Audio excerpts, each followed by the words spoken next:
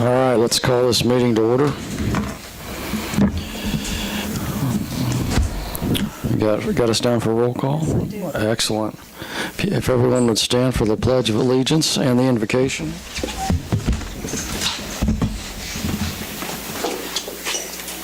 I pledge allegiance to the flag of the United States.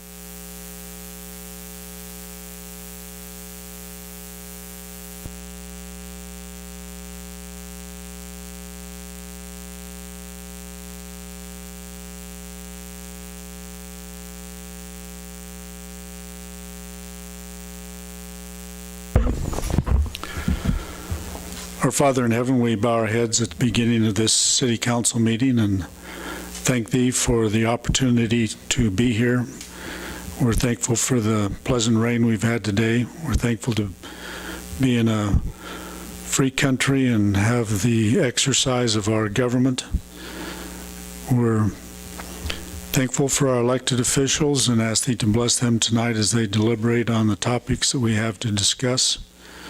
We're thankful for those who are here in the audience that have come to participate in our democratic process. We pray for Thy guidance in the name of Jesus Christ. Amen. Amen.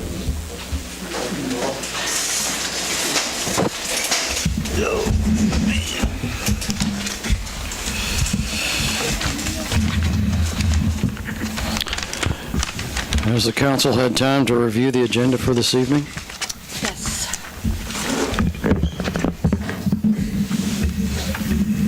I will make a motion to approve the agenda. I'll second it. All right, we've got a motion and a second. All in favor, please raise your right hand. Motion carries. Thank you. Now's the time for public comments. Do we have any public comments at this time? Two things. I just want to say that the West Star representative was here today to look and see what all's been done in Iola. He was quite impressed. And we're looking to get a fishing dock out there at South Elm Creek, and it may be feasible. The other thing, the graduate class, what a congratulations to all of you and to Joel and his daughter. 8 kids were valedictorians, and one kid just missed it by probably a A-. And it was really neat to hear all the things they've accomplished. And also see here Iola is this Friday. Thank you. Do we have any other comments at this time? All right. Moving on. Has the council reviewed the consent agenda for this evening? Yes.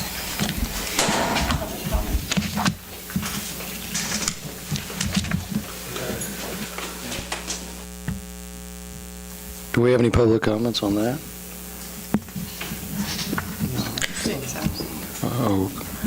I will make a motion to approve the consent agenda. I'll second it. All in favor, please raise your right hand. Motion carries. Thank you. All right. Let's move on to roundtable item A, smoke-free parks.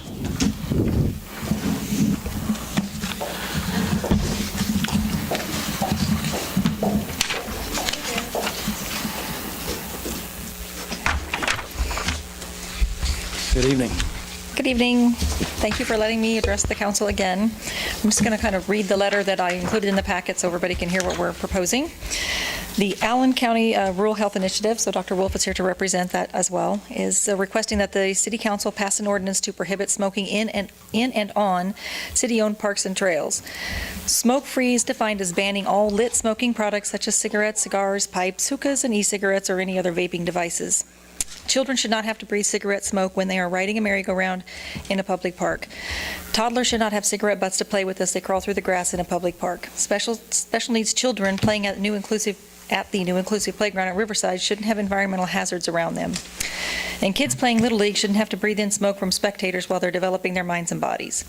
Smoke-free parks are an important public health initiative, particularly because parks should be safe and healthy places for our most vulnerable residents, our children. But this isn't only about the kids. It's about helping all residents avoid being exposed to carcinogens when they're in places designed to be good for their health. There is no longer any debate about the dangers of secondhand smoke. It is dangerous. That's why parks across the country have been going smoke-free, and why the state of Kansas prohibited smoking in public establishments a few years ago. Though we consider carving out certain areas where smoking was allowed in parks, we determined that it was easier and safer, both from an enforcement perspective and from a health perspective, to make the ban cover all parkland and trails in the city of Iola. We also considered proposing a full tobacco ban that would have included smokeless tobacco or chew. Though smokeless tobacco is a growing problem in Allen County, we have opted to start with what we believe is a no-brainer, banning smoking since it impacts more than just the person smoking. The City of Iola showed outstanding leadership a few months ago, passing the Tobacco 21 initiative. Though controversial, it was the right thing to do. It is also the right thing to do to ban smoking in public parks in the City of Iola. We request that you consider that tonight. Dr. Wolf will say a few things on behalf of that. First of all, I just want to let you know that the medical community has really appreciated what you guys have been doing from the standpoint of smoking cessation and what you've done. It's something that obviously we see all the time, and we're just trying to find different ways to allow our citizens to be able to be more responsible, I guess. Again, we appreciate, your thoughts about the proposal tonight as well. We're hoping that it's something that you will agree with. We just realize how much the secondhand smoke and the issues that creates for our kids and community as well. So anyway, thank you so much for what you've done with the tobacco issue so far. I think it says something for you and Allen County and Iola that we really are, from the standpoint of rural communities, providing some leadership in this way. So thank you so much. Thank you. Just a couple of other things. I did some research on the topic before I presented tonight, and a couple of things that I wanted to point out. Cigarette butts are the most littered item in the world, and our parks are full of them, and Lori Holman is here tonight with Drug Free Community. She's going to talk to us a little bit more about some of the things that they found with her kids group. Secondhand smoke contains over 4,000 chemicals. Cigarette butts themselves are over 250 chemicals, and they are, not to mention a choking hazard, but just a child ingesting those or an animal can cause extreme and immediate damage to their health. So those are just a couple of the things that I learned, not to mention the cleanup is pretty costly, unless you have volunteers like Lori's group picking up those cigarette butts. I have a mom in the group. Christina, did you want Christina to say anything? I would just like to Thank you. I'm Christine Tholen. I'm a mom of 4, and I've got 2 foster kids. And I would ask you to support this ban on smoking in parks. When my kids were little, sometimes they'd pick up cigarette butts and put them in their mouths, and that's awful for them. As a physician also, there's nothing good about it. Secondhand smoke is dangerous, and where the kids play, there shouldn't be smoke. My kids will always come up and, if they're out playing and someone's smoking, they always run up to me and say, "Oh, Mom, that smells bad, and why are they smoking here?" And, I don't have a good answer for that. And so I would ask you to support this. Thank you. Thanks, Christine. And Lori is going to say a few words, and then we have another statement from another mom that we would like to read. Hi, I'm Lori Holman from the Drug Free Communities Grant Program. We have youth groups in all 3 of the schools in Allen County that teach drug, alcohol, and tobacco prevention. During March, in the Kick Butts Day, we took one of the Iola Middle School youth groups and picked up cigarette butts for almost 3 hours in Iola. We picked up almost 3 gallons. It was disgusting. We probably had about 6 kids, or 7 of us maybe with two adults. And I don't think anybody realizes just how much litter these cause. And I didn't even think either. I think it's normal for us to see that and not even, it doesn't register with us. We picked up in at the park at the north for a little bit, at the one of the laundromats, and then we went to Walmart and just got part of the north part in about 3 hours. And the litter is unbelievable, especially the Walmart parking lot was horrible. But I have two 2-year-old granddaughters who play in this park, and it just makes me crazy to think that they're walking around in this and crawling around in the cigarette butts. We also have to realize that cigarette butts, as far as being contaminated, also when someone throws their cigarette butt on the ground, that it leaches into the ground. Your kids walk on that, they get it on their shoes, and they carry it into their homes. It also creates a real toxic environment. So not only the smoking part of it that the kids are breathing, but the third-hand smoke of the residual stuff that they're touching and on their clothing is long-lasting in that. And so I know it's going to be hard for you, or hard for people to manage that, no smoking, but anywhere they cause is worth the beginning of changing thoughts on what people believe and why they do it. And so I want you to know that I agree with this, and I think it's a great step towards making our environment healthier for our kids and teaching them the right way to be, which is they deserve the rights over the rights of smokers in public. Thank you.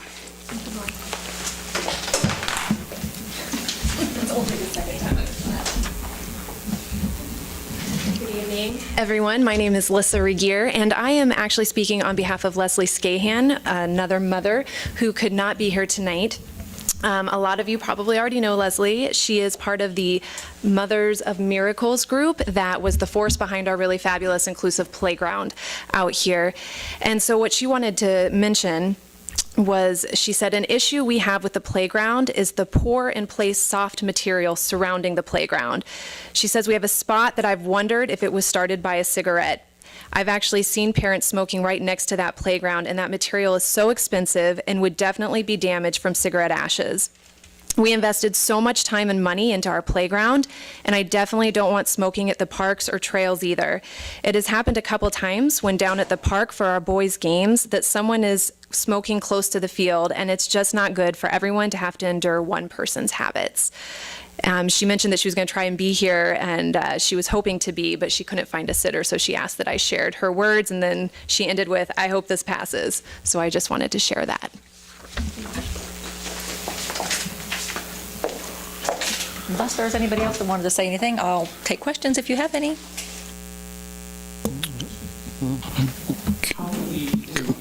Please come on up to the microphone so everybody at home can hear you. Thank you. How do you plan on enforcing the law? I'll answer that. It's complaint driven, so just like the Tobacco 21, I'm sure. Call 911? You would call the Parks and Rec if it was during those hours, or I suppose you could call the police department. Park and Rec is authorized to? Okay. Oh, I wasn't aware of that. The other thing is just a caution, not for this, just a caution. You're taking somebody's rights away from them. Just a cheap chip, and pretty soon, just a thought. Thank you. Thank you, sir. And also to point out, there is no fine associated with this at this time, so it would just be really an inform, so letting people know that they are smoking in the park, that it's now a smoke-free zone. We would provide the signage for that, too. I don't think I said that, but we would provide the signage. And as always, it's not about taking away. What are we going to do about Columbia Metal? I'm sorry?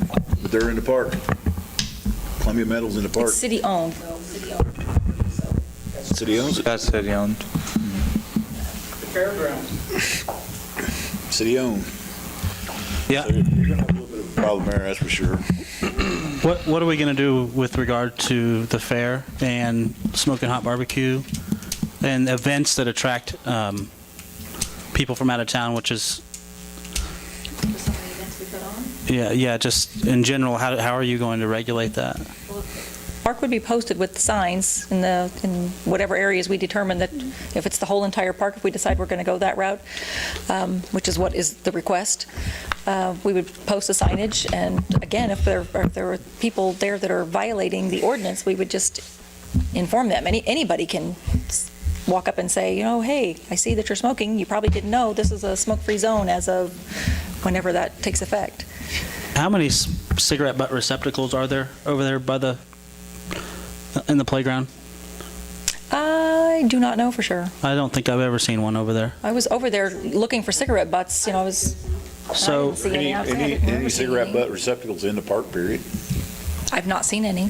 So that would be part of the issue with the discarding of the cigarettes. We don't have a place for them to discard. I think this is a good initiative, but I agree with the public comment that we're pushing the envelope with taking away people's abilities to get out and to do things. And I'm all for children's safety and health, and I don't think these guys should be smoking in playground equipment, but to shut the whole park down from smoking, I mean, drivers that are driving through on the roadways, people who want to bring their children down here to play, we're basically going to tell them, stay at home. You know, for some families, this is the only thing that families have to do, is to come to our park. And as you know, with the research you put into smoking, nicotine it's a vice, and once it has you saying the no smoking in the park isn't going to just have families up and quit. And so I'm wondering how that's going to affect, the children of those families. Are they going to say, well, we're not coming to the park now because we can't smoke? So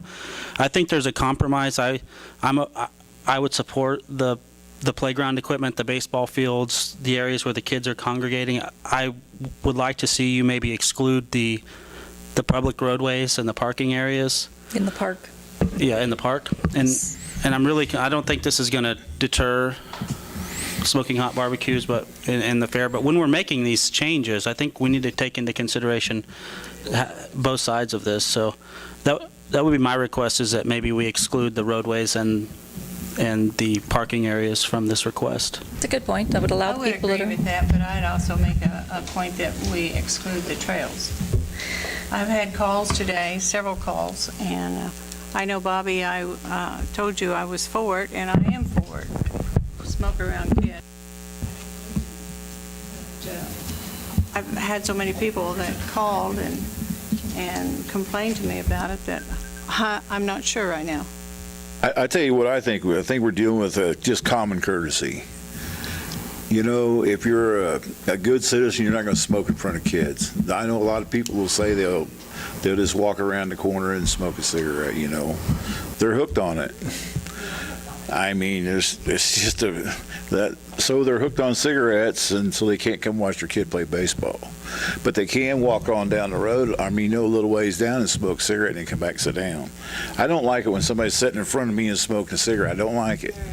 This goes right up to you, doesn't it? Yeah. But I also don't, it's just, we just keep making so many rules and rules and rules. Pretty soon we're going to be ruled out of the world. So. Those are a lot of great comments and questions and concerns. I completely understand that. Everything is done with the intent to make it a better place to live. And rules make it a worse place to live. Nicotine can be traced back to the root cause of so many illnesses that are causing our healthcare industry so many billions of dollars. Even the Department of Defense, $1.6 billion, I think it is, every year in similar smoking-related illnesses. So we're just trying to. I hate cigarettes. I know you do. Smoke. I also don't like taking rights from people. I understand that perspective, but as we look over history, that's happened a lot. As we get wiser about what things do to us, we change them. Seatbelts were implemented because it was dangerous to drive without them. Public safety, if we had full concern about public safety with seatbelts, then we would not allow people to ride a motorcycle without a helmet. I don't disagree with that. That is Carl, what's our current policy on smoking in parks? Well, first I'd like to say I support the personal abstinence from what Lori mentioned, drug, alcohol, tobacco use. I'd ban them all from Riverside Park, but we are governed by the UPOC, Uniform Public Offense Code, which is adopted by all cities in Kansas, and that regulates tobacco products in public places, defined as a facility that's open to the public and has walls. So in a park, there are no walls, so cigarette use is not regulated or restricted. So if you were to support an ordinance, we would amend our unit, our UPOC for, we'd have to tailor somehow the wording to indicate that it would be restricted in Riverside Park. We'd have to have signs posted probably at the entrance, at each ball diamond, by the bleachers, in the park area.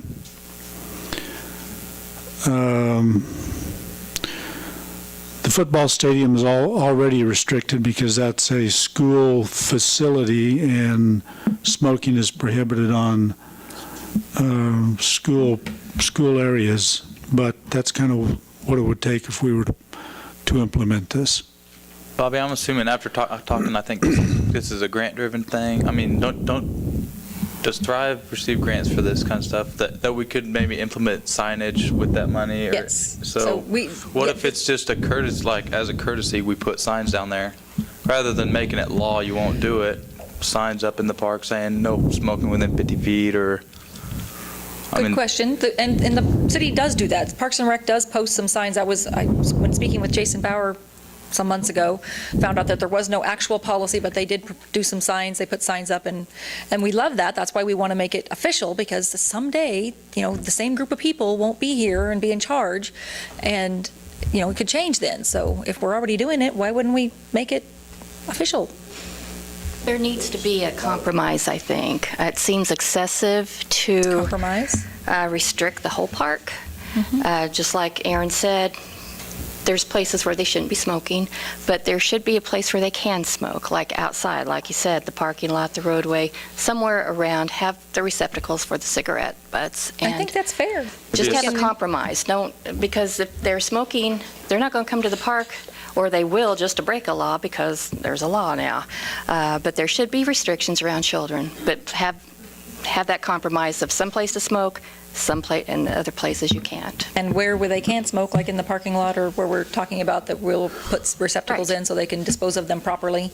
Yeah. So when somebody does do this, if they do wrong, then we're not going to give them a fine. Slap them on the hand and say, don't do that.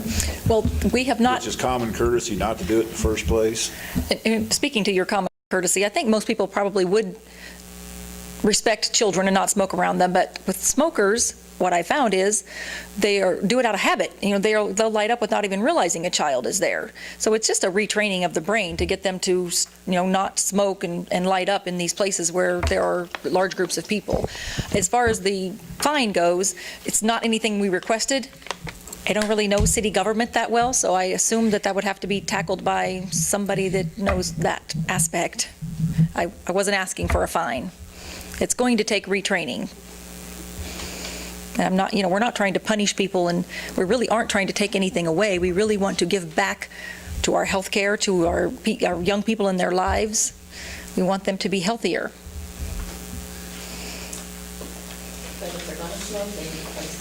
Yes, so that's why I absolutely agree that the compromise seems very reasonable to me, and I would accept exclude the parking lot area and the roadways that go through the park. How do you feel about the trails? Well, the trails, I really see the trails as that's a fire hazard. If people are smoking on the trails and they flick a cigarette, you could burn all the area, the woods and the trees and everything could go. So I don't, and they're out far enough that they just wouldn't think about that. If they're riding or jogging or whatever, they might just, first of all, if they're jogging, they probably shouldn't be smoking a cigarette anyway, but if they just flick it, I'm concerned about that. And I know that some of our funders wouldn't, a lot of the money. Fires that we had? Probably none, but it doesn't mean it couldn't happen. I've got a question. Did you say also the tobacco in the mouth? No, we had considered that, but we are not asking to ban the tobacco, smokeless tobacco. We are only asking for lit products to be banned. That causes a lot of cancer. It does cause a lot of cancer. But we didn't want to tackle that one. We were just asking for the lit products, so smoking and smoking devices. Let's put that stuff out. They do, yes. I don't disagree with that either. Do we have any other public comments? What do you think, Mr. Wells? I just have to say one or two things. This is just a step in the right direction. It's definitely not the fix. It's one thing you can do to take a step to start making people think differently about it.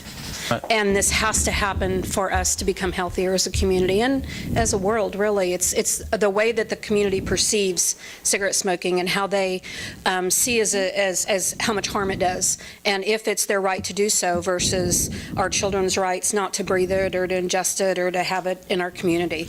And so I completely agree that more rules are not good, but it also agrees with that, not so much the rule part as the mindset part of changing people, educating them to where they understand why not to do so. And so just look at it as a possibly, if you might consider as just one step to do that without the fines. It's just moving the community forward gently, one thought at a time, to end up with, years later, with something that really makes a difference in our community. So, thank you. Thank you. And one more thing, this is not just fly by night. It's a wave across the country. Lots of communities are trying to be healthier and changing their tobacco allowances. So, I mean, even Kansas City just went completely I don't know, I think it's over 300 parks in Kansas City have now been declared smoke-free. So, Like Gas City. I don't know, is there a park in Gas City? That's what, the other's a nice park in Gas City. There's a nice park there on the highway. I don't know where, I mean, we will address that. We'll address them just like we will every town in the county that has a park. Everybody from Iola go to Gas City. I think there's some common sense stuff that we can do. I mean, I agree with Beverly in parts about the trail. But I also agree that it could be a fire hazard. There are lots of fires that are started every year by somebody smoking and throwing it out their car. The trail's a little different because people are walking and they generally can step on it. I think there's also some common sense if you said within 100 feet, no smoking within 100 feet of any playground or city structure. That might be the easiest way to do it. And that way you say, look, there's a building, the same way that you do at hospitals or the same way that you say, look, there's a city structure, no smoking within 100 feet of it. And that would probably be the easiest way to do it. I do have some reservations about it, but I mean, if there's a compromise, let's be common sense on this. And if you said, you know, I think for the most part, people would agree you shouldn't be smoking while you're on the slide, right? If you're watching your kids and they're on the slide, you probably shouldn't be smoking there. But again, if you are at Columbia Metal or if you're in the parking lot or several other places, it's probably much more difficult to tell people, all right, get off our property and go across the street. There is a compromise to be reached in here somewhere. I'm not quite sure what it is, though. I think if we start with designated smoking areas, away from anything that, I mean, that would do two things. One, you'd get your butt can there, so hopefully catch the butts, and then two, get them away from functions. So, I mean, What about the shelter houses?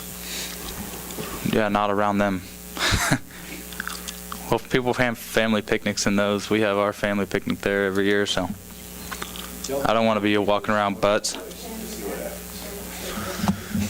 I've kind of seen the transition in the last 11 years in the military of not smoking here, not smoking there, and that's how it is. There are signs, designated smoking area here. Don't get caught somewhere else. There's police calls all the time for butts, and I don't go on those because I don't smoke. But pretty easy. Yeah, I think that's where we need to start. Maybe if we could just have the initiative start with working with Jason and setting this up. That would be a step in the right direction, I think. Okay. Do you think you're going to have a problem?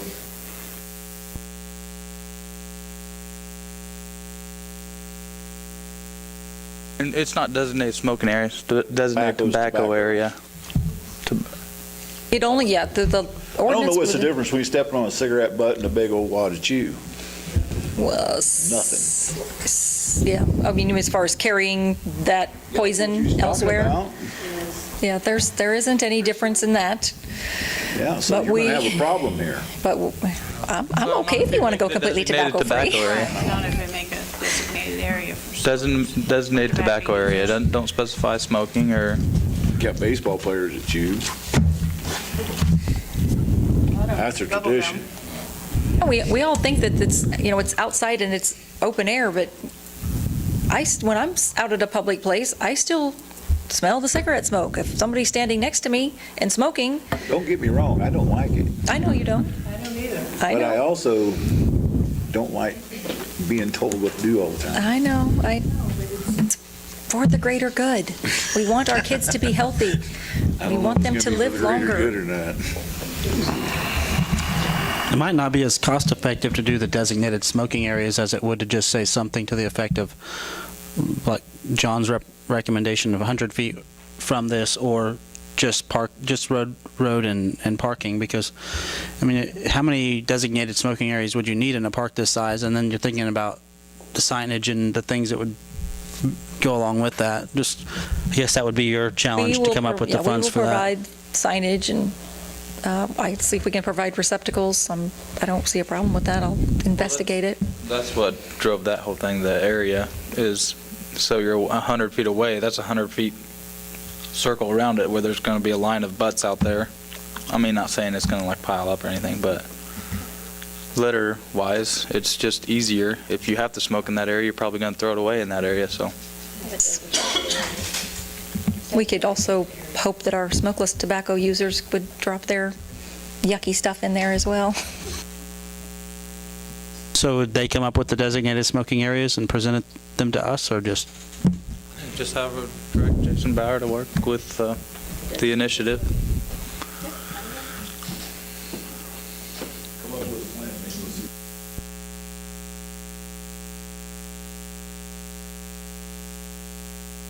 I think we're in agreement that we're going to not go with the whole park. We're going to, whether we call it designated or excluding the parking lot and roadways in Riverside Park, I think that's what we're going to go with. So, trails are, I still think the trails are. There's no compromise there, Not on Bob. the She's not giving in. compromise. So. There's the trails. But we smoke on the right side, not on the left. We're gonna have to come with something. There's people going to be smoking in there, no matter what you do. I'd like to make sure that if the council is going to vote on this and approve it, then we have some provision that the city staff would be able to review the signs according to our sign ordinance. Are we And voting have- anything? Well, I think if you are approving something, you ought to vote on it. So if you're going to make a motion that. Why don't we have them bring some documentation back, Bring the signage review. in and we'll approve it then, maybe. or the policy, and the We policy? could always, approve or whatever it is that whatever you're proposing, and with the contingency that we get the signage approved through Parks and Rec. Is that right? Through city staff. So present it to city staff before we purchase anything. I'm okay with that. Yeah, and a plan. And the plan to exclude in a plan? A plan for what you want to do. They're just going to make designated smoking areas and signage that reminds people not to smoke. Yeah, my plan would be to go with what Aaron said, that we ban the lit smoking devices on the city-owned parks, trails, and exclude the roadways and parking lots. So people that are in there can come. That is the That's what I'm plan. talking about, A plan. But, if Aaron makes that motion, then that's the plan. Well, in writing, so we can see it. I want to speak to you as a parent. I have 2 adult children who smoke. One's 23, one's 26. And I watch them smoke a lot. They smoke like chimneys, which I hate desperately. But they'll smoke in their vehicles, and I am at the park quite a bit. I watch parents a lot sit in their vehicles and smoke. So I would agree that maybe the smoking maybe in the driveway in the parking area might be a way to take a good step towards that, but still allow people to smoke. I also come from a parent view of, we're not asking them not to breathe. I know it's an addiction. Tobacco, nicotine is a terrible addiction.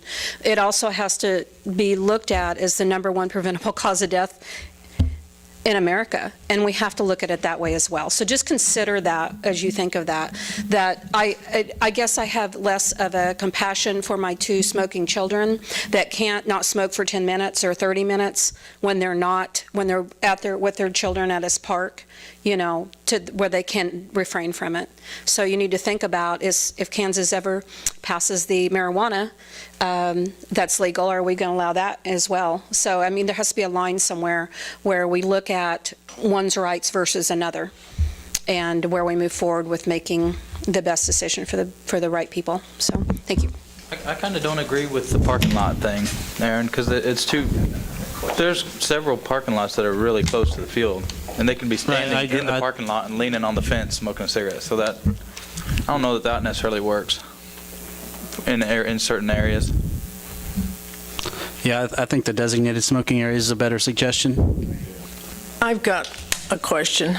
Every time I go in the hospital, and I guess I'm asking Dr. Wolf this, there's no smoking signs there, and no one hates smoking worse than I do, and I hate it in the mouth. Everyone that knows, I talk to them about it in the mouth, but they don't mind it. You can smell smoke all around that hospital when you walk in that door, that far door in the entranceway. I can smell smoke and liquor anywhere, so I can smell it, and it's there. And there's signs there posted, and I know at school, we had this rule, this was years ago, smoke on the corner. Now you'll see them nearer and nearer and nearer. I mean, I'm not sure a sign works. You almost have to have a penalty. Well, I don't think this is something, I think everybody here agrees, this is not something that we're going to be able to enforce. That's the reality of it is, it's not enforceable. But as she mentioned, Lori, right? This is a retraining, this is a cultural thing, this is a change in behavior thing that we're not slapping people on the hands, we're just trying to reteach them that it's probably best not to smoke and definitely not around kids. I'd like to go ahead and make a motion that we pass this ordinance to prohibit smoking in the city-owned parks and trails with the amendment that we come up with some approved by the city staff designated smoking areas. Carl, anything else you should add to that? How about the preparation of an ordinance so we can bring it back to the council and let everyone look at it? I'll second the motion. Right. You'll see it. Yeah, it was seconded. Okay, we've got a motion and a second. Do we have any further discussion by the council? What are we voting on? The preparation of an ordinance with designated smoking areas in the park. And the Preparation. city, Not the whole deal. the city's going to be involved. All right. All in favor, please raise your right hand. All opposed, same sign. I just have some reservations about the trails. I know a lot of people just kind of like to do a Sunday walk on those. Good enough. But we're just voting on preparation. All right. Thank you So all. be it. Appreciate it. We appreciate your time. Thank you.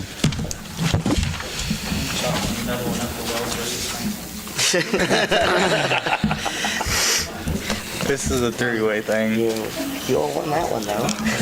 Yeah, this is the one time that we're on the majority, though. All right, let's go on to item B. Oh, This ought to be a good one. Governing body compensation. Yeah. All right, Carl. That's a good compromise, I think, for everybody. And it's not. Okay, this is another one of those good items that we could talk a long time about. And I think elected officials generally don't like to discuss a compensation package that potentially would affect them, but you know, the council used to have a compensation package back when there was a 3-member commission, and shortly after the 8-member council started, they discontinued that compensation. So it's up to the council to decide if they want to implement again some kind of a compensation, expense reimbursement, or stipend, and how much that would be. Well, my thinking when I called Carl to have this put on the agenda was that it shouldn't be.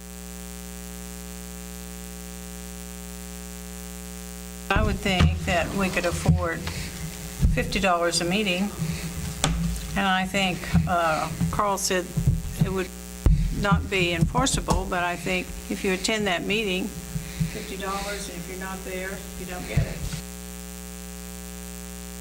That was my idea. How would that affect special meetings? We have a lot of special meetings. It would just be for our regular meetings, as far as I'm concerned. I hesitate on this. I would rather see us use that money. Even $100 a month would be $900 a month, would be roughly $10,800 a year. $11,000 a year. What? About $11,000 a year. I just think that we could do so much more in the community, whether that's $1,000 to the community garden for water, or $500 to fireworks for the Elks, or $1,000, $500 to CTIF when they need grants. I mean, you know, remember we spent all of the council's discretionary funds on a proposal for $5,000 for a grant application for Safe Base, and I just wouldn't feel right on taking that. I think we can just. I would rather see that money go back into the community. I agree with you, John. I'm perfectly fine not getting paid. I don't feel I need to be paid, so. Well, I don't feel like I need to be paid either, but I think it might help getting more people to run for the council. I mean, that's probably very true. I guess from what I've experienced for city councils, generally it's not considered a pay, it's a expense reimbursement. It's a stipend. So receipts have to be submitted to be. No, as long as it's a nominal value. It's just a flat amount. We have a pretty, relatively speaking, we have a pretty good public forum here today. I'm curious to see what they think about it. Anybody? Yeah. By show of hands, who thinks we need to Do get we have any paid? public comments?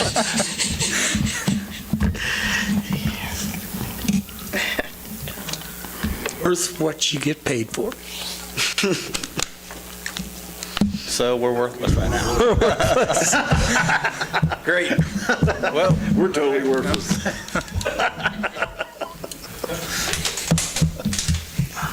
you know, yeah, I think Beverly made a great point about enticing people, but I would rather see the money go to the public, city employees. There's a lot of times that when we have meetings that I'll cut my work short, and it does cost me money. I ain't going to tell everybody. It does. But I'm not doing this for the money. No, I'm not either. As far as that goes, if I was, well, $50 a meeting or whatever, and they don't really mean that much to me. But I can understand. I think it's a bit unusual to have the people who are benefiting from this making the decision. It is. well, you know, That's true. talking about our I don't want to sit here and say I'm going to do something for myself. our council budget, we do spend $4,800 a month on something we get nothing out of. So, I mean, I just want to throw that out there and kind of leave it there on the table and see what. That's one thing that I like to bring up too. I like to see. Maybe we will get some storm shelters. Yeah, that's. Well, yeah, I think that we was need out to there put a time before, it limit on wasn't- that. Seeing some results for that money. We don't. Orders of the day. This is clearly not the conversation we're supposed to be having right here. We're talking about council compensation. If we want, we can add that to the agenda. Yeah, but you'd End of rather the see the day. money go back to. I'm just saying, full circle here. What else comes out of that? Do we need a money? motion, Carl? Hey, let's, I got one other thing I want to throw. That's a good point. I'm going to throw this out there. I mean, this is a very hard conversation to have, but I think Beverly had a good point, and that we struggle at the elections to have more people run for these positions than we've got positions, right? And there are weeks where I might have 10 to 20 hours in this position outside of being here. So, you know, sometimes it's hard to get people to want to do this, but and it's, Well, none of us want to talk about this, but let's look at it another way. I'm just going to throw this out there. If we are volunteering our time for this service to our community, the compensation that's listed in this document is basically similar to getting a stipend, like a utility stipend. I mean, it's similar to. It's like we're getting assistance with our city utilities. And so if you look at it that way, we're serving our community and the city's giving us some utility assistance. And so if you look at it that way, no one's going to get rich being a city council person. We do an awful lot. We get an awful lot of headaches. Yes, and we all do it we're all doing this to try to help our community, and the people that follow us, we want them to do it for the same reasons. So I, for one, I mean, it is hard to talk about this stuff, but after talking to some, I pretty much go to the same people, I guess, every time something comes up I want advice on, and they were kind of shocked that we didn't get paid. Like, you do that without getting paid? I was like, well, actually, yeah. We get paid in compliments, regular compliments. Yeah. Let me know when those start flowing in. So, yeah. I mean, I volunteered over 3,700 hours last year, and I got offered a position to teach. And they said, we'll give you over $100 a day, Donna. And I said, I'm too busy making no money. But I agree, you're working your tail off, and you have to. What I don't want to do, I don't do in my 3,700 hours a week. If I want to do it, I do it. But I think you guys catch grief that someone gripes at me, I just ignore them because I can. You can't. I'm not saying you need it or not need it. It's not a matter of need. It's kind of a... Where would this come from, Carl? What fund? Here we go. Now you can bring up your idea there, Austin. Now would be the time with that question asked for. There you go. well, Austin's got an idea. we spend $45,000 a year out of the city council budget for Vance Coit. That would be a good place to start with it. That's just my I've always said if we're going to get rid of Vance Coit, I'd like to see that go to economic development, whether or not we set that aside directly for economic development or set that aside directly for a grant writer. That's always my position. Once you start setting aside that money and divvying it up, we lose the economic development it's intended for. And so we can have the debate, and I'm fine having the discussion that maybe we can spend that money better, but I would still like to see it go to economic development, would be my idea, or a grant writer position if we need one in-house. What's the budget look like for council? Wasn't it like 140 or something? Speaking of the mic. Huh? Mike. Oh, I thought it was. I'd have to bring that back to you so I would know exactly what it is. I don't have the budget figures with I thought me it was tonight. right around 100,000. But since John brought it up, you could split it, spend part of it on a compensation package and still fund part of it to go to a grant writer or grant efforts. I mean, at least we're getting something for it.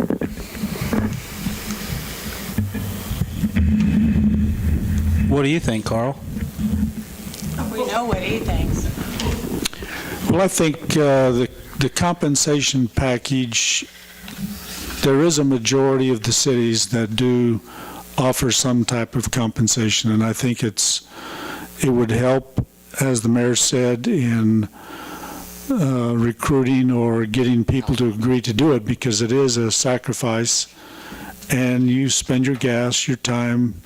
I don't think phone calls are probably an issue, but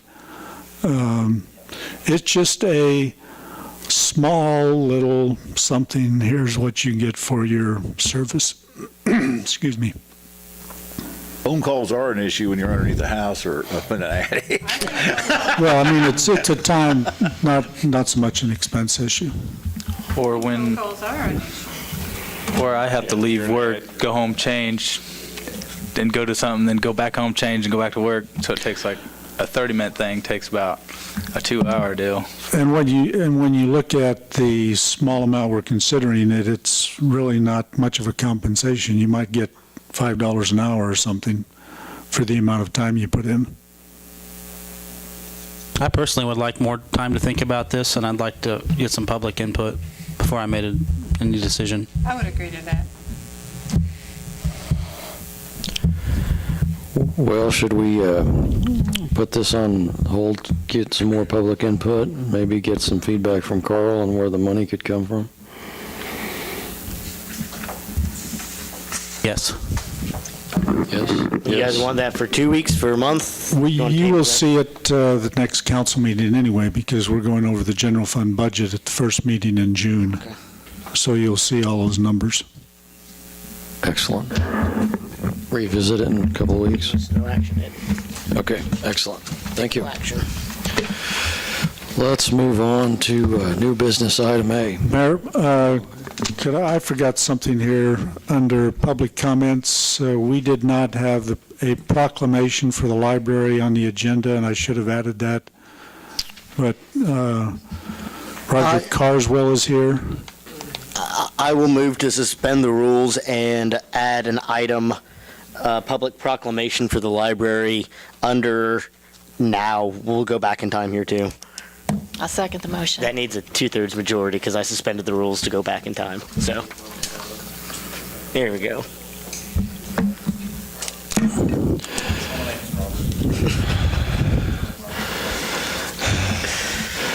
Motion pass carries. All right, I've got a proclamation. Whereas the Southeast Kansas Library System has been in operation since 1965 and was formally established by resolution of the State Library Advisory Commission on June 27, 1966. And whereas the services include interlibrary loan, cataloging, the regional SEK and Find shared catalog circulation system, technology support, consulting, continuing education, rotating books, youth services, talking books outreach and grants, and whereas SEKLS helps improve library services in Iola by providing books, DVDs, and other materials made available in the Iola Public Library, financially through cost sharing and payment of rent, and by employing 17 people and through purchasing of local goods and services. Now therefore I, Joel Wyckoff, Mayor of the City of Iola, proclaim Friday, June 3rd as Southeast Kansas Library System Day in Iola, Kansas, in conjunction with their celebration of 50 years of operation in Iola, and commend Roger Carswell for his management of the library system. In witness whereof I set my hand this 23rd day of May, 2016. Thank you, Roger.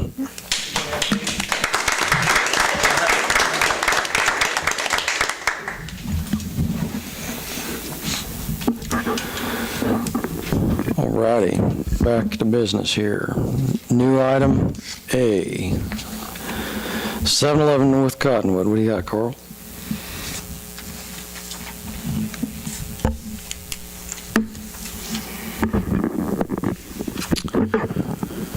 There's a residential structure at 711 North Cottonwood that was originally proposed for demolition. They received a demolition permit in 2008. The property was acquired by the Moore brothers in 2012. There's been very little work completed on the structure since then. The last building permit expired in May 2015.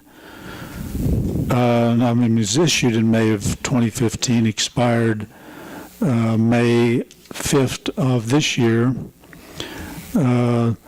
Staff proposed to the parties that they would not have their building permit renewed unless they could show some firm commitment to complete the work.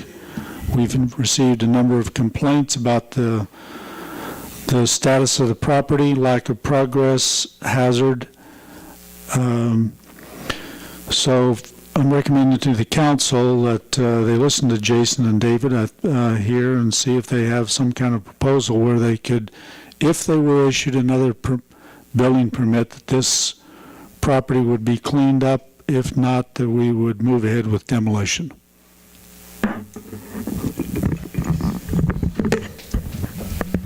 All right, thank you, Carl. Do we have any public comments on this?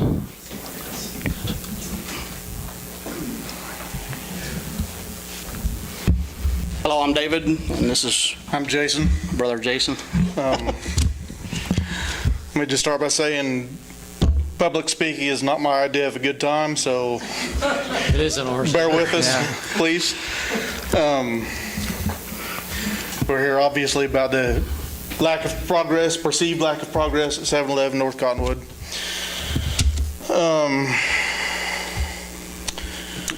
We've been receiving permits on an annual basis, basically, since 2012. So far, when we've asked for a permit renewal, it's been given to us with no questions asked. Now, what appears to be out of the blue to us, 5 days before our last permit expired, we were notified that we've had several complaints against us. None of these complaints have been made known to us. Had they been made known to us earlier, we would have dealt with them earlier. As we understand it, the complaints fall under 3 general categories. Number 1, the unsightly appearance of the house. Number 2, safety. And number 3, the lack of timely progress. As for the appearance, we can only apologize. Where others see an eyesore, we see potential. Just know and understand that the condition of the house is much better than appearances would indicate. As for safety, at some point in our conversations with city officials, I can't remember who exactly said it, but someone made the comment that it looked like a stiff wind would blow the house over. Let me assure you this is not the case. The house itself is supported by a grid work of 3 beams running the full length of the house, which are in turn supported by 22 columns of blocks, which are themselves supported by concrete footings in the ground. The house is very stable. We've both been in it several times. In high wind situations, the house doesn't move at all. It's very solid, very stable.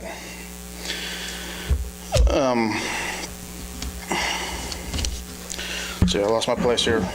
Okay, we've also added significant bracing on the interior, significant bracing to the frame for added stability. And as for the third issue, the apparent lack of progress, we have done more than what is readily noticeable just passing by. The house is 100% gutted inside, which also pertains to the safety as far as reducing the amount of weight on that has been supported by the columns. The house is much lighter, being 100% gutted. It's basically right now it's a frame with siding and a roof on it. So as far as, I'm sorry, bear with me, I might maybe repeat myself. My notes aren't real well organized. So as far as lack of progress, as I was saying, we've done more than it appears. We've raised the house about 2 feet. We've gutted the entire house. We've done significant repairs to the framing indoors. There are some floor joists that needed repaired. Some of the framing wall studs have been repaired. We've put new sill plates all the way around the perimeter of the house. The house also was out of square, and some of the walls were bowed and things. We've got them all straightened, and a lot of that doesn't show the appearance, but and a lot of this, we both have full-time jobs, day jobs. I mean, this is all done in our spare time, evenings and weekends, what have you. And as I was saying earlier, if complaints have been made known to us before, we would have focused on it more. sometimes it gets put on the back burner. Not trying to make excuses, just life happens, other things come up. Had we known there was an issue, we would have focused on it more, and we plan to from now, beginning now.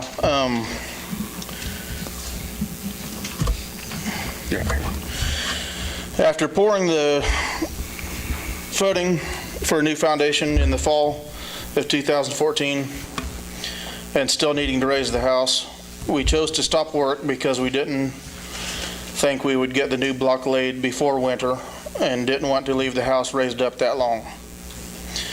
The following spring of 2015, we raised the house about 2 feet to increase the crawl space, which was near non-existent before. However, significant rainfall and muddy conditions hindered our progress, and we didn't get to our desired height until early fall of 2015. At this time, we decided to hire someone else to lay the block. We chose a contractor and began trying to get a time when he could get it done. He thought he could get it done yet last fall or winter if we had a stretch of favorable weather, but it didn't happen. In the spring of this year, communications became one-sided, and he didn't return our last several phone calls. So then we recently began looking for another contractor. We have recently found one. He has told us that he will be able to start on it a week from today, this coming Memorial Day. So if a new permit is given to us, we believe we can have the foundation done probably within the next month to 6 weeks. The foundation should be completed. And then within the next 6 months, we believe we can have the house lowered down, have the proposed addition built on, framed out and enclosed, and a roof put on, doors and windows installed. Basically our goal in the next 6 months is basically to have the exterior of the house completed, where we have a full safe enclosure on a solid foundation and with new roof and doors and windows on it. On a side note, we took advantage of several of the sales Diebold was having, Diebold lumber. So we have several $1,000s of materials already bought, stocked up. So we're invested a lot in financially into this. We really don't want to stop on this.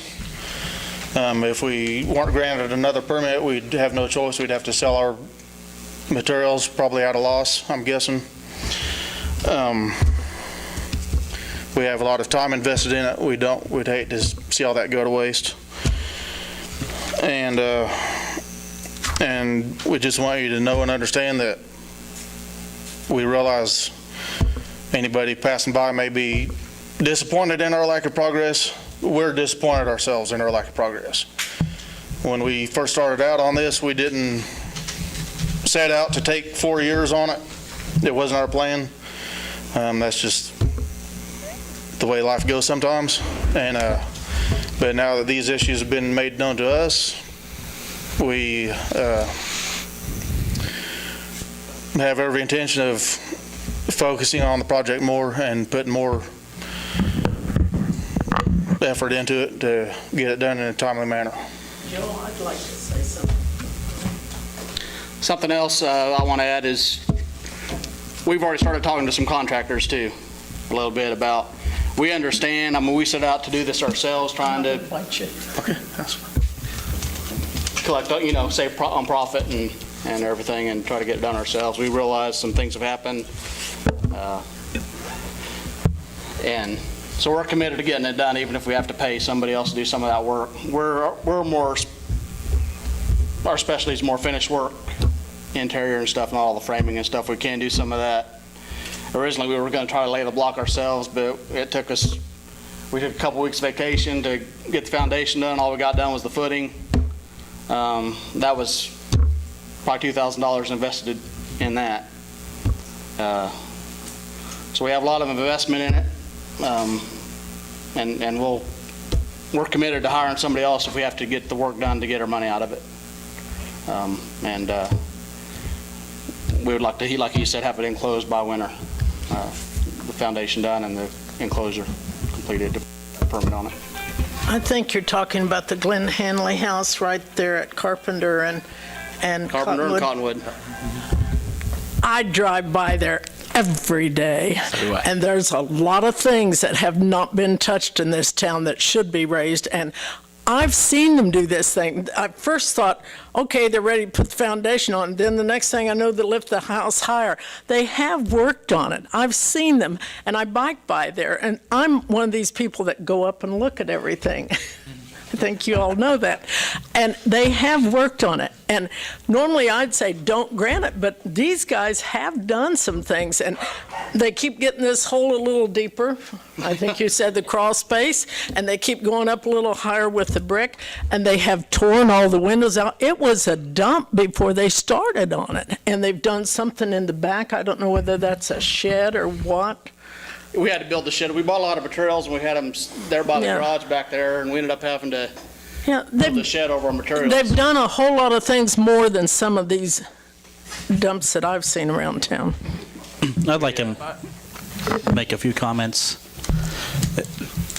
First of all, I can appreciate what they're doing because I've done some of this work myself. And when you're raising a structure like this without Thohoff around anymore, it has to be done slowly over time. You don't just go in and lift something up. I walk by the house all the time, not all the time, but regularly. I see progress. I know the contractor you referred to. I talked to him today about a foundation job myself, and he said I can get to you in January or after. So that's another challenge they're up against. The other thing is this document here talks about 6 months, and I think you're there's just no way the job is going to be done in 6 months. And the roof and the exterior and the foundation, I don't see how it can be finished. I'd like to see the extension given to them, but the recommendation here is if it's not done in 6 months that we demolish it, and I don't think it's reasonable. I don't think it's reasonable to expect them to have this done in 6 months, but I do think we should set some type of progress timeline or checkpoints that we can follow along to see the progress. But the 6 months, I know you. He's a little more optimistic than I am. He thinks we can have the siding and windows in. Full-time jobs and everything, and this is a lot of work. I just don't want to see you guys overpromise and underdeliver, and then you're back here in 6 months. And we don't want to do that either. We'd just as soon avoid coming back here if we can. I mean, y'all are nice folks, but this really isn't how we wanted to meet you. Carl, when they started in 2012, when they started, would there have been any direction given to them as far as setting an expectation for them to have checkpoints and finalization dates or anything like that, or is it? I haven't actually looked at the permit that they were issued back in 2012, but the expectation is that once you're issued a permit that you complete your work in that period of time.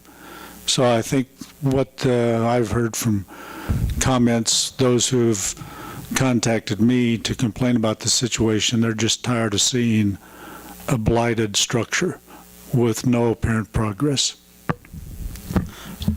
Some of the issues I have is, do we want another empty lot? I mean, the town is full of empty lots. These guys are working on this house, and yeah, it's taking some time. Maybe we should implement some checkpoints along the way and across the board on things. I know some other people have asked for continuations, and nobody batted an eye on it just here recently. So, You think you could have the foundation and the roof finished in 6 months? Yeah, and I think we can have our framing on our addition done and at least sheeting put up on the outside. Probably not all our windows and siding on. I think the windows and siding. But, why don't we just say authorize the permit either for 6 months with a continuance on significant progress, or just authorize it for a year and say you've got a year now. I would agree a year. I mean, you got the 12 months. Hopefully you'll be done in 12 months, but significant progress in a year, you'll be easy to say, hey, they've worked on this, or Well, we're still looking at the same problems. if we extend it for a year, they should be done. They might still have some stuff to finish work on the inside, but I mean, if you have it as a stable building that's ready to go outside, you've removed the blighted property then, because it doesn't look blighted, even though it may not be up to code for rental yet. But yeah, so I will make a motion, if there are no more comments or questions, to renew the permit for 1 year. I'll second that. All right, we've got a motion and a second. Just for clarification, I'm sorry. When you're saying a permit for a year, are you saying 100% done or? Significant progress. Significant progress. And I think- how do you define that? The foundation and the roof system needs to be completed within a year. Okay. Foundation, doors, windows. The enclosure. The enclosure of it. Okay. If you get it enclosed on a stable platform and you come back and say, hey, we're doing plumbing and electric now, you've got it going. So significant progress. And at that point, you've limited your complaints as well, because it's not. Okay. Could all interpret significant differently. So on a foundation. On a foundation, Siding, roof, doors, windows, siding. roof. Hey, I know a contractor. All right, we've got a motion and a second. All in favor, raise your right hand. Motion carries. Thank you. Thank you. Thank you very much. Thank you, everybody. It's still light outside. Yeah, still There you go. All right, move on to item B. Imminent danger, structure removal. This structure was 1218 North Buckeye, was destroyed by fire March 10. The owner of the home was also deceased inside the burned structure.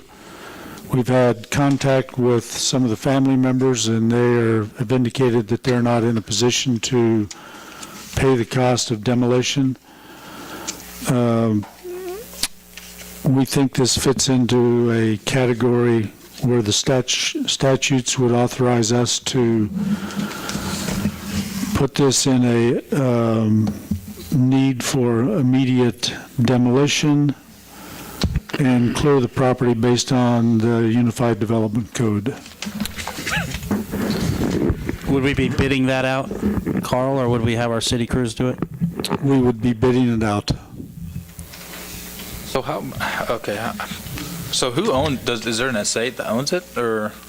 It's still, well, it's still in the name of Charles Burton.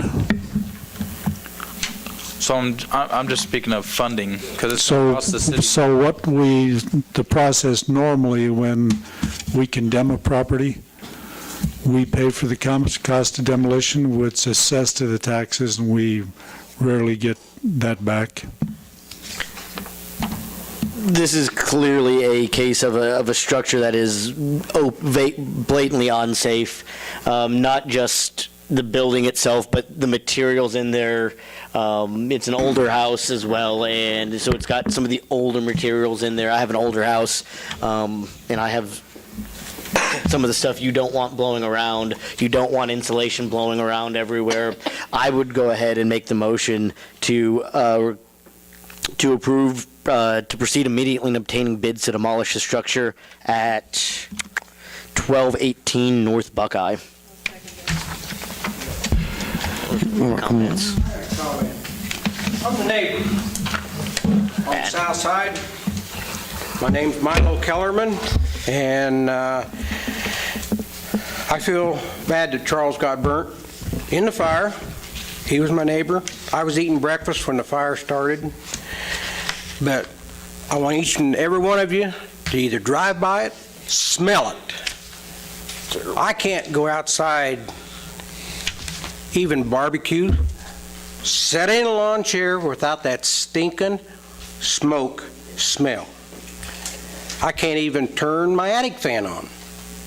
And I'm only 15 feet from my house to their house. I live right over there, and I walk down Jim every day as I go to the college, and you really can smell it all the way to Jim Street and through the neighborhood. Couldn't get anybody else. I tried to get Waylon Ingalls to come and help me, to say something.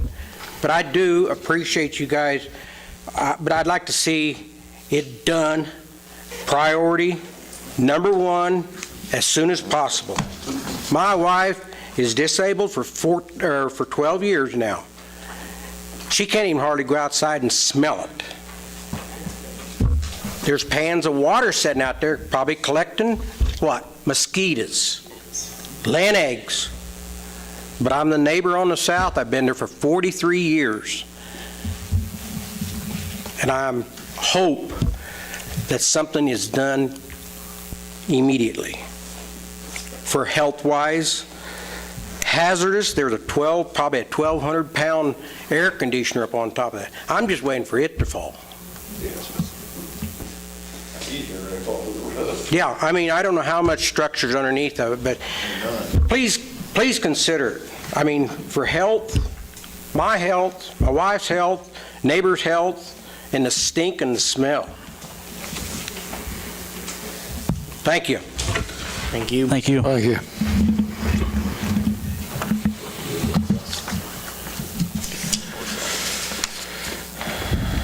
Where are we at? We had a motion. I made a motion, and did you seconded for immediate, to obtain bids for immediate removal? Just basically staff's recommendation. All right, so we've got a motion and a second. All in favor, please raise your right hand. Carl, on that, is there any way that if you do get the bids probably before next meeting, that we could approve them either in a special or through you saying these are the bids and then individually saying yes or no if we'd accept those, or do we have to wait for a meeting?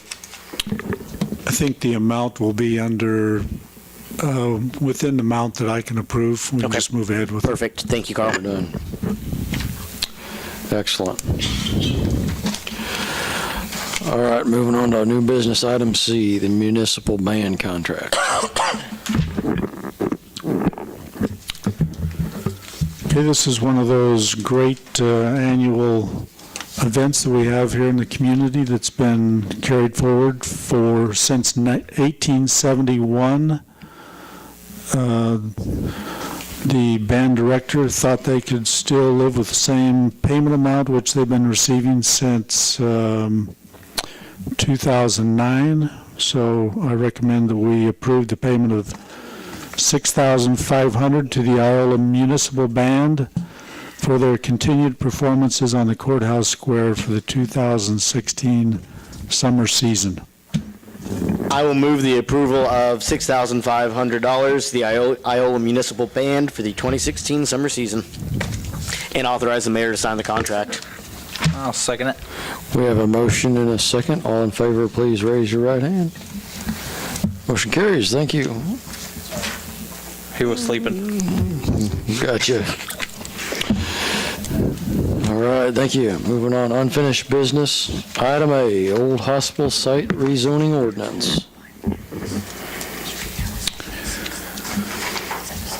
Okay, these two items, ordinance 3460 and 3461, the next agenda item, are formalities to finalize the rezoning of 101 South First from commercial to residential 3, R3, to formally adopt the enclosed ordinance.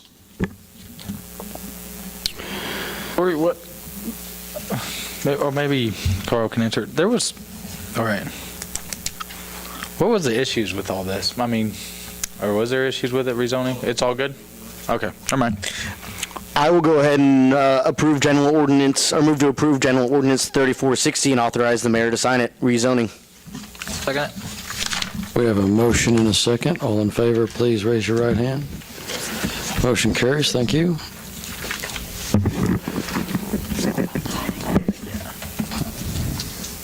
You want to do that again for number 3461? Carl, you want to talk about this? This is again a formality. We've already talked about vacating the street, so I will go ahead and move that we approve General Ordinance 3461 and authorize the mayor to sign it. Got a motion and a second. All in favor, please raise your right hand. Motion carries. Thank you. Let's move on to Unfinished business, item C, CDBG grant. This item was discussed at the May 9 City Council meeting. We received several suggestions on what priorities the council would like to pursue. After talking over some options with staff, we're recommending that we pursue a grant for sewer system improvements. This would require a community survey. Number one, to be eligible for a community development block grant, you have to be in the 51% low moderate income category. At the last census, Iola was in the 34% LMI category. Allen County itself is 36%, so we would have to survey the community until we get enough households that would put us up to 51%. It's interesting how different counties are, even though you'd think they'd be prosperous. Wyandotte County, for example, is 57.9% LMI. You would think that they would be wealthier and not have such a high LMI account, but anyway, that would be required regardless of which category we pursued under community development block grants. So would you like to have a discussion again about categories to pursue, pros and cons of each one? This particular category, the deadline is September 30th. We would contract with Southeast Kansas Regional Planning to help us with this. Because we have to have certified grant operators to do it.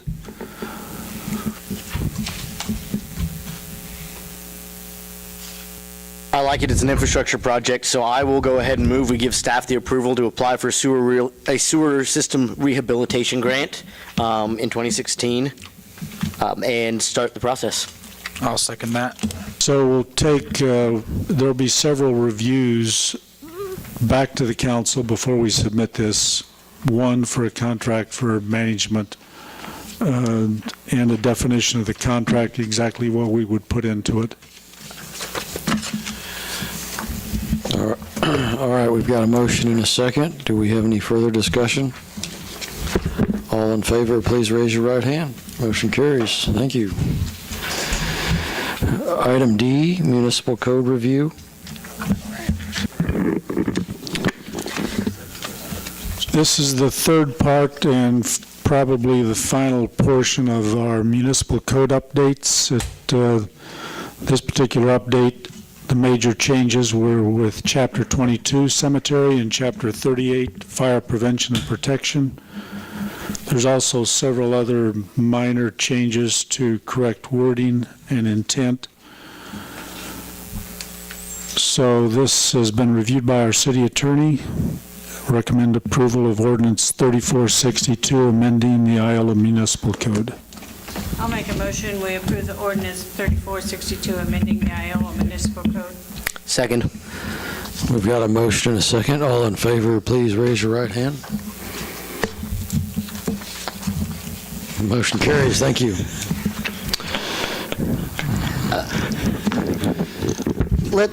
I think we've got one or two executive sessions. I have a real quick one to include a 5-minute. I'd like to ask for a 5-minute non-elected personnel to include Carla and Carl.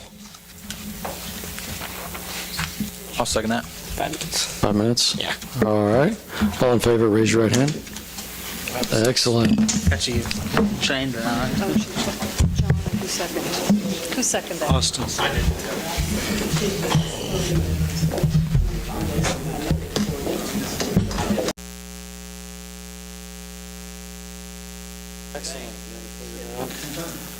All right. We need a motion. I will move a 10-minute executive session for non-elected personnel to include HR. Carla. Second the motion. All in favor, raise your right hand. Motion carries. Thank you. Go back out here.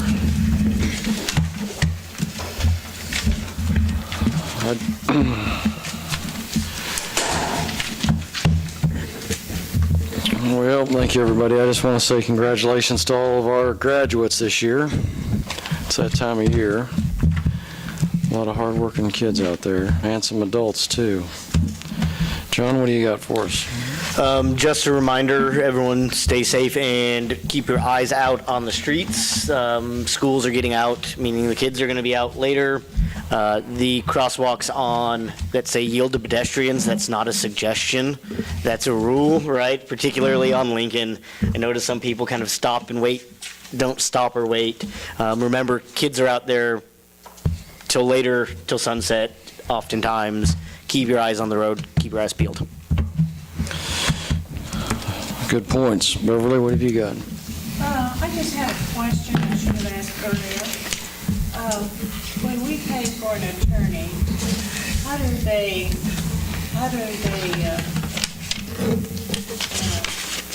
find that we need to do that? Is the person not employed or what? The judge has his criteria for determining whether the person is eligible to have a court-appointed attorney, and I'm not sure what that criteria is. I just wondered, because I noticed one of these persons that they listed on there has a job and a good job, and I just wondered why we were paying for the attorney. That's all I have. Good question. Thank you, Beverly. Bob, what have you got? It's like you said, I would like to congratulate all the kids that graduated. I'm glad I'm through with it. This is my fourth kid that's graduated. 30 years of it. So I'm glad he's on his way. He's going to go to college here in Allen County, and then he's going to go to Washburn. That's all I got tonight. It's good stuff. Austin? Congratulate the graduates like everybody else. My little brother graduated. I never thought that would happen. But I'm proud of him. He's going to go play football at Butler, so. Good deal. That's all I got. Good thing. Sandy? To repeat, congratulations to all the graduates of 2016. Did an awesome job. And next weekend, I hope everybody has a safe and happy Memorial Day weekend. That's it. Thank you. Aaron? Nothing, Mayor. Excellent. Well, Carl, do you have anything? Yes, I have two items. We received a request from Northern Star Girl Scouts, too late to be on the agenda. They're requesting permission for their Survivor Camp at Riverside Park. The main thing they need approval for is overnight on Friday, June 3rd. I would say go ahead and do that. Do you need that on the motion? The overnight requires permission of the city council. I would make that a motion then. Second it. We have a motion and a second. All in favor, please raise your right hand. Motion carries. Okay, the second item, we have somewhat established by tradition on the consent agenda the personnel actions, which we give information to the council on who's being hired, pay changes. One of the things that I would recommend that we change, and that is having to wait to advertise to fill empty positions. If an employee gives us a 2-week notice, depending on where the timing is, we have to wait until the next council meeting, and that delays the process in filling those positions. I wonder if the council would give us permission to move ahead with those actions as long as we're not changing the number of personnel totals. We're just filling empty vacant positions. Seconded. I guess we have got a motion. You want a motion for that, Carl? Beverly did. Yeah. She said so moved. You gonna make that a motion? Yeah. All right, we've got a motion and a second. All in favor, please raise your right hand. Excellent. That was easy. Thank you, that's all I have. Well, Beverly, you're sitting next to Don. I'll second that one. All in favor, please raise your right hand. Thanks, everybody. Meeting adjourned.